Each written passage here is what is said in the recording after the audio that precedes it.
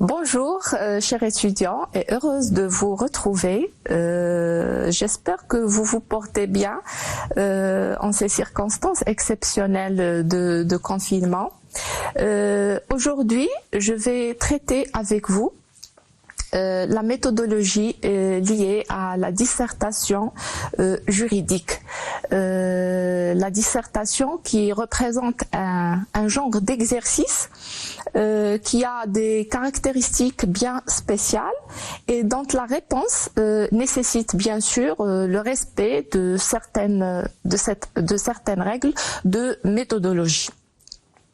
Donc la méthodologie, la méthodologie de la dissertation juridique, comme je l'ai dit, représente certaines caractéristiques qui est originale. Bien sûr, la dissertation juridique, elle a pour objet l'exposé, l'explication, la discussion des règles de droit qui sont liées au sujet objet de la question. Donc, la réponse à travers une dissertation juridique nécessite bien sûr le respect d'un certain plan qui est rigoureux, en plus de l'établissement d'une introduction bien étoffée, et que le plan établi, il doit être lui-même divisé en sous-parties. Donc, avant de vous parler ou de traiter avec vous la méthodologie de la rédaction d'une dissertation, il faut tout d'abord parler de la phase de la préparation. Il faut se persuader de l'importance de la phase de la préparation de la dissertation juridique. Cette phase, elle est très essentielle parce que les dissertations manquées sont des dissertations mal préparées. Donc, il faut tout d'abord procéder à une phase de préparation qui nécessite d'effectuer un ensemble d'opérations. Donc, ces opérations, on va les présenter brièvement avant de les expliquer. Tout d'abord, il faut bien lire le sujet, c'est-à-dire la question, objet de la dissertation juridique, et aussi rechercher le sens exact de la question.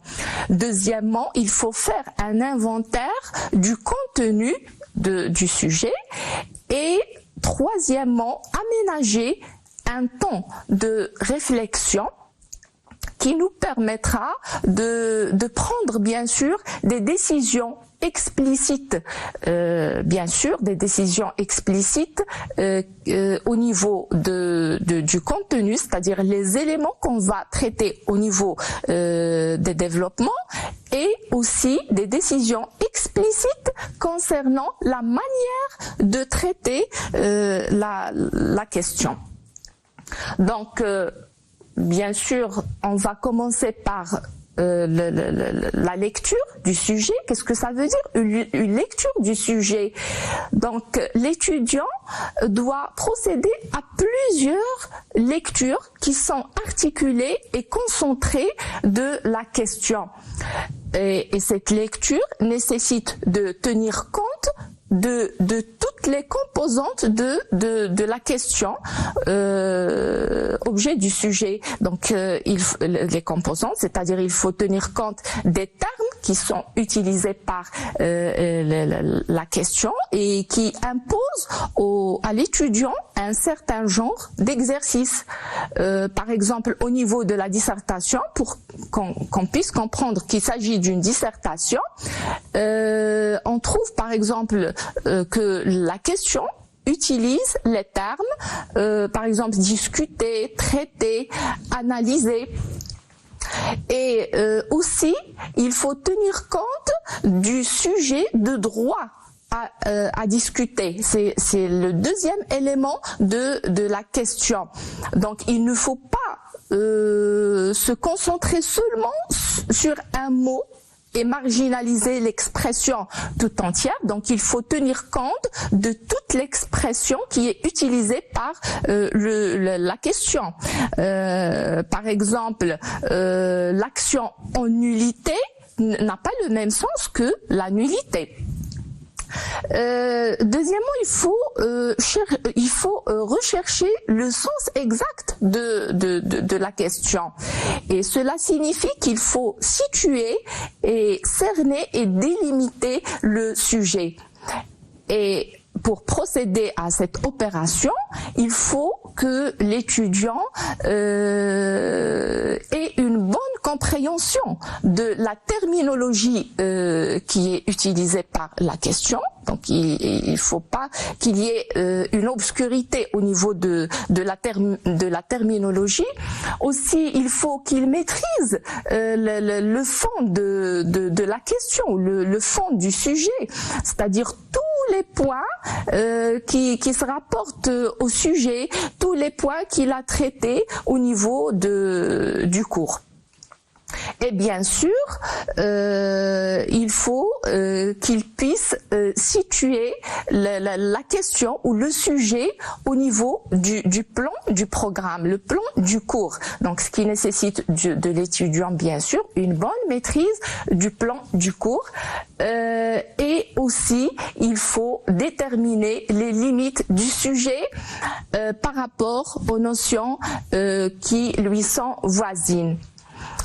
Ça, c'est pour la première étape, comment procéder à la préparation de la dissertation. La deuxième étape, après avoir bien compris le sens de la question et bien situer la question au niveau du plan, il faut procéder à faire l'inventaire du contenu, c'est-à-dire il faut rassembler toutes les connaissances qui ont un rapport avec le sujet demandé. Donc ici, l'étudiant doit rassembler tous les souvenirs qu'il a sur la question, que ce soit au niveau du cours, que ce soit au niveau des TD, les manuels sur lesquels il s'est appuyé pour faire ses recherches.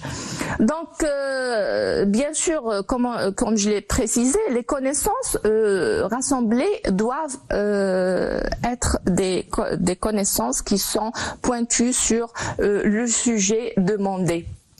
La réflexion et la mémoire, bien sûr, doivent mener l'étudiant à situer la question correctement dans l'ensemble du programme.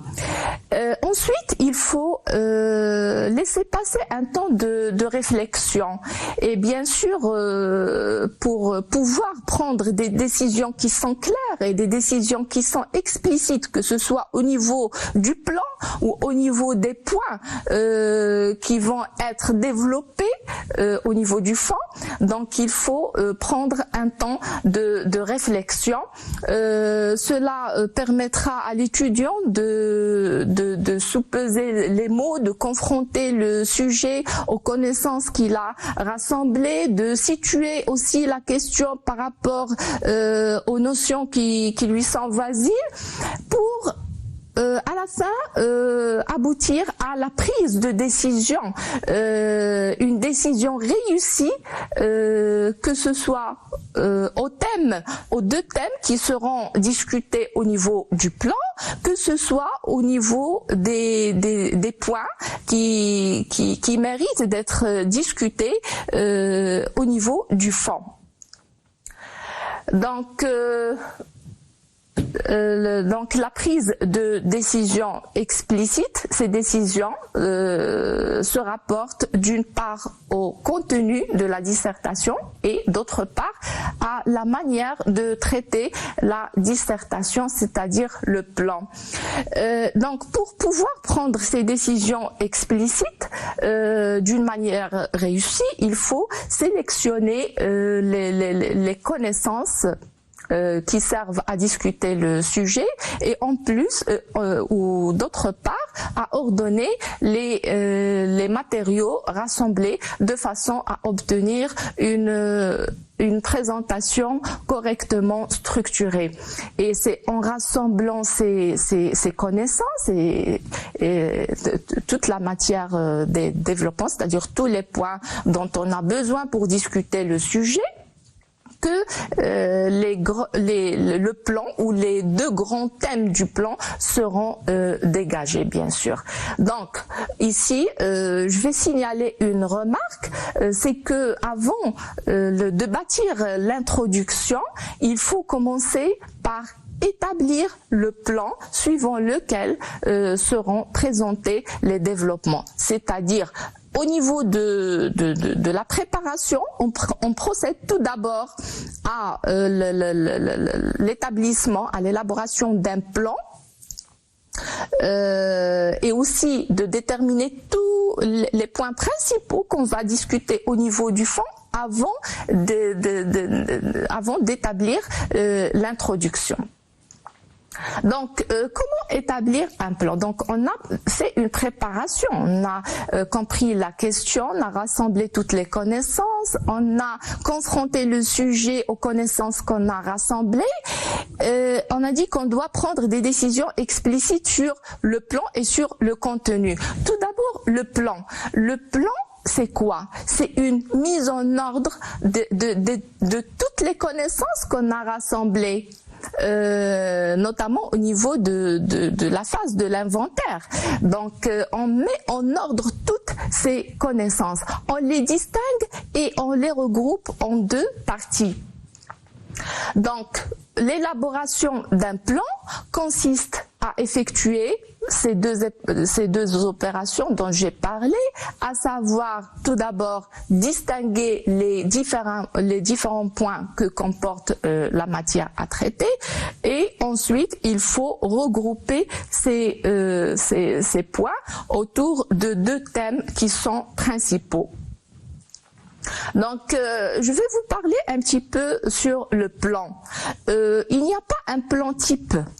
Il n'y a pas un plan type qu'on peut donner comme modèle. D'ailleurs, c'est le sujet et c'est la matière qui détermine le plan à adopter.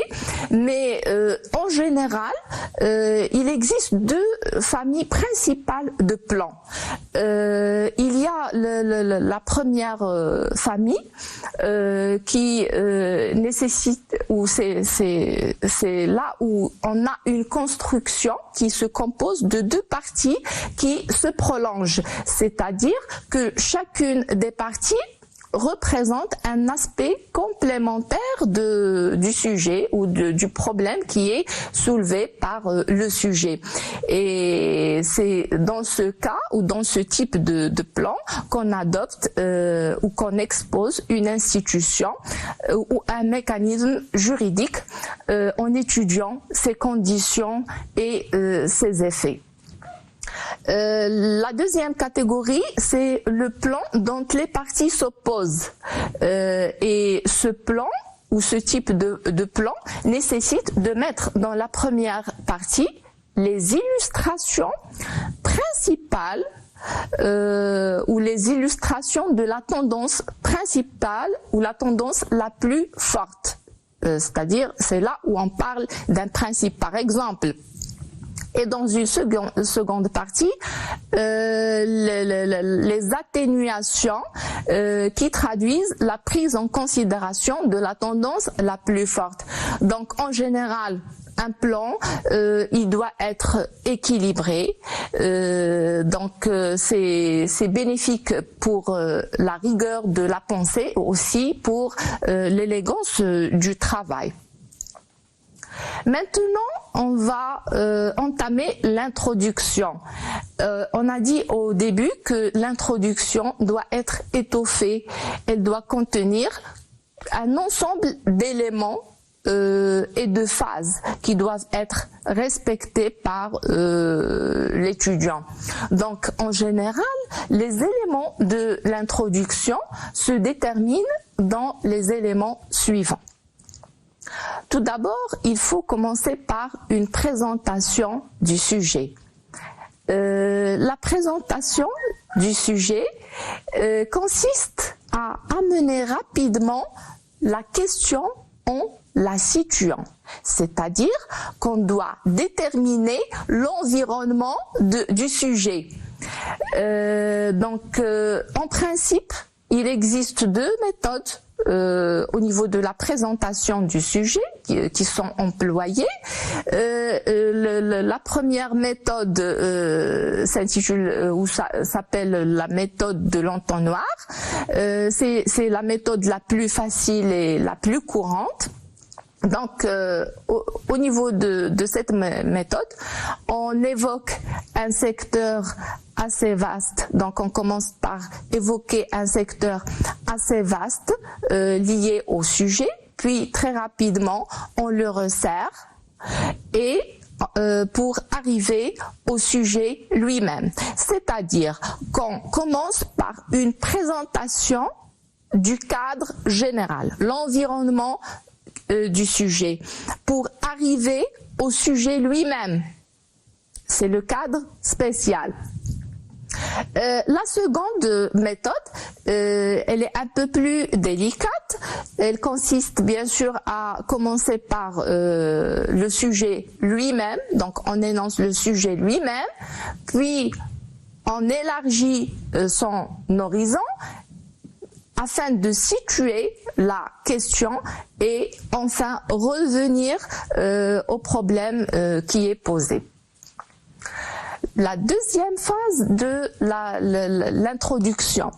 L'introduction comporte dans une deuxième phase ou nécessite dans une deuxième phase la définition des termes techniques ou des termes juridiques qui sont utilisés par le sujet.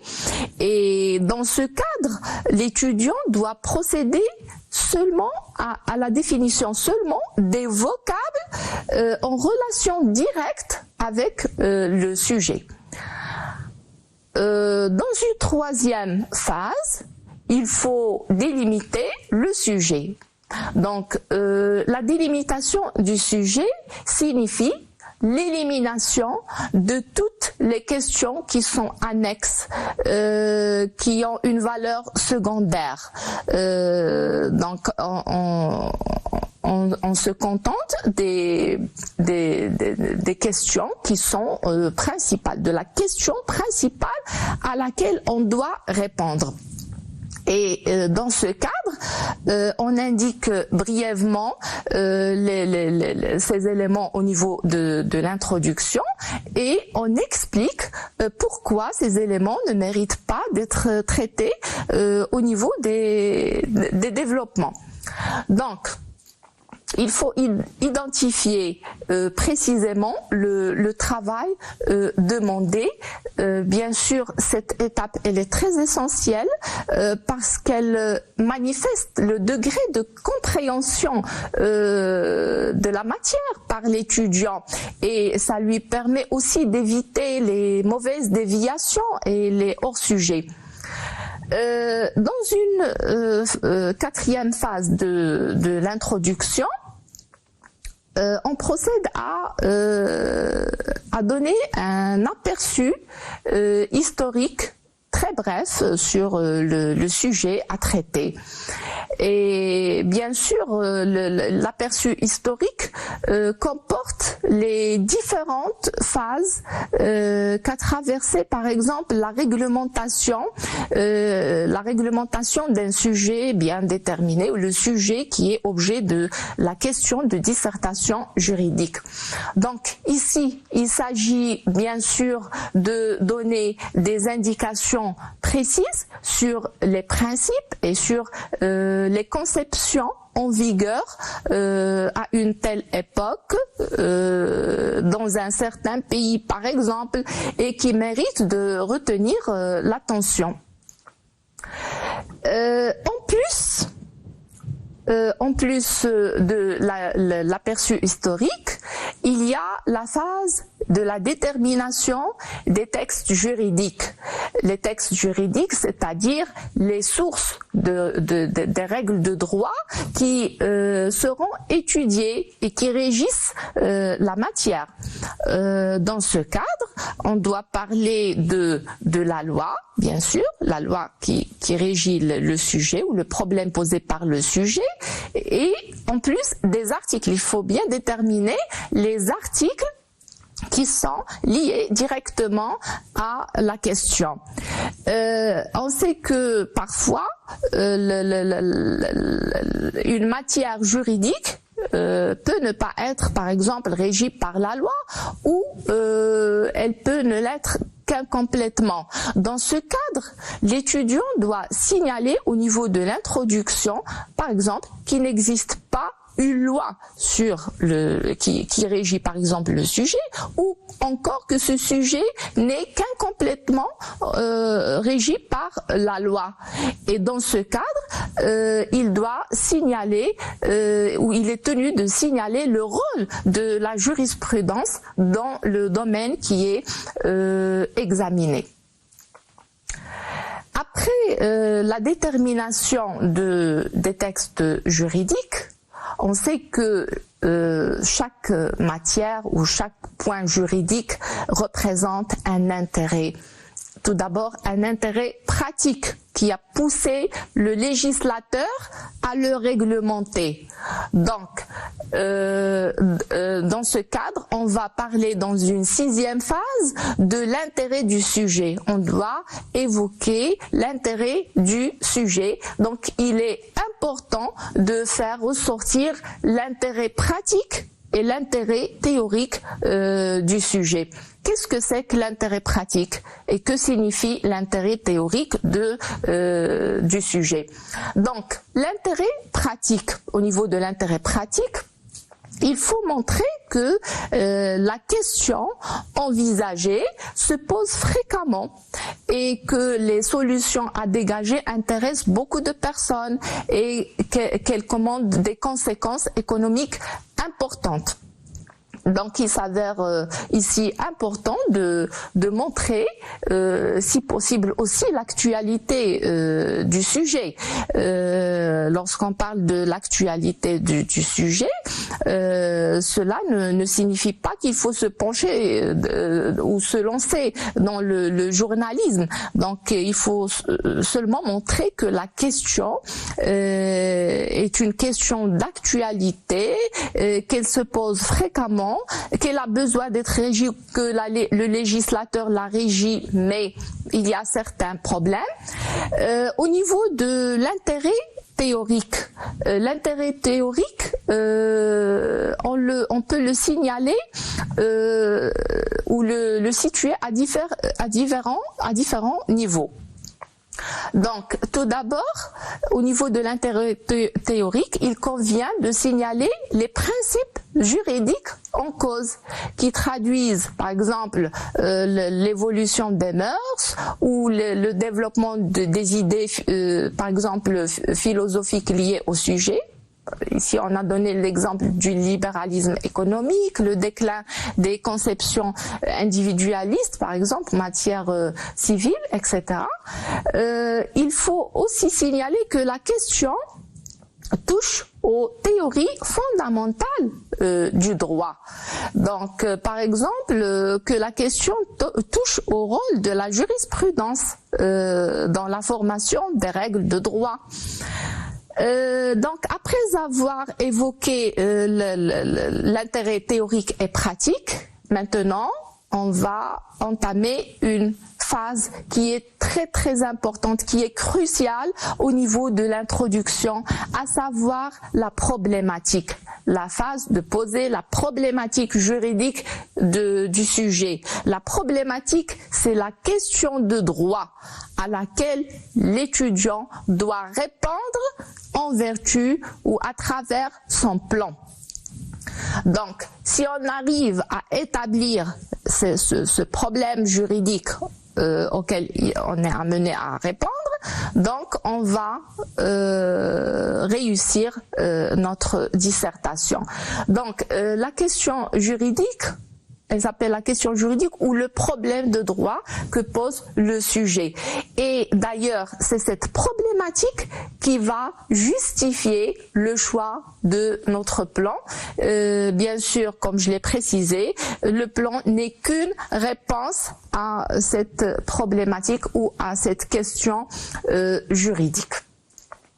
Donc, bien sûr, lorsqu'on pose la problématique, c'est-à-dire le problème juridique que pose le sujet, c'est la question juridique principale à laquelle l'étudiant doit répondre au niveau de la dissertation à travers le plan qui se constitue de deux parties, bien sûr. Cette problématique peut être suivie de questions, de petites questions juridiques qui sont ou qui dérivent de la problématique. Ces questions juridiques, c'est quoi ces questions juridiques? Ces questions juridiques reflètent les divers axes à traiter au niveau des développements. Et aussi, en plus des questions juridiques ou les sous-questions juridiques, il y a aussi les hypothèses. Donc, il serait important aussi d'évoquer les hypothèses qui sont liées au problème juridique posé par la question.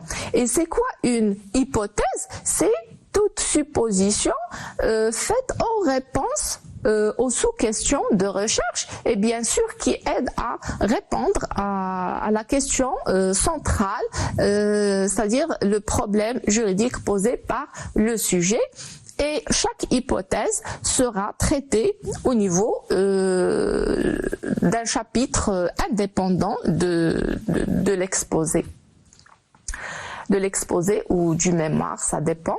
Donc, l'annonce du plan. Donc, on entame la dernière phase de l'introduction, à savoir l'annonce du plan. L'annonce du plan signifie qu'on ne doit pas se contenter de délimiter l'articulation du sujet, c'est-à-dire les deux parties du sujet, mais encore faut-il justifier ce plan. Donc, on doit commencer par exprimer les idées ou l'idée essentielle qui anime le sujet, puis on annonce l'ordonnancement de la démonstration. Donc, on doit démontrer que le plan qu'on a exposé ou qu'on a par exemple proposé apparaît comme une conséquence qui est logique et naturelle aux différentes idées ou aux différents principes qu'on a dégagés. Donc, l'annonce du plan au niveau de l'introduction se limite seulement à envisager les deux grandes parties du sujet. Donc, il n'y a pas lieu de bien détailler les subdivisions. Donc, on donne des exemples, comment procéder par exemple à cette annonce du plan. Par exemple, on envisage la première partie et on dit il convient donc d'envisager d'une part telle partie et d'autre part telle partie. Ou encore, on donne une justification du plan et puis on procède comme ça. C'est pourquoi il faut examiner dans une première partie ça et dans une seconde partie ça. Ou encore envisager les deux parties, ça et ça, tels sont les deux aspects qui peuvent être examinés. Bon, c'est tout ce qui concerne le côté théorique de la dissertation juridique. Que ce soit au niveau de la phase de la préparation ou au niveau de la phase de rédaction. Donc, je vous souhaite bon courage et pour une prochaine séance, Inch'Allah, concernant le côté pratique. Merci.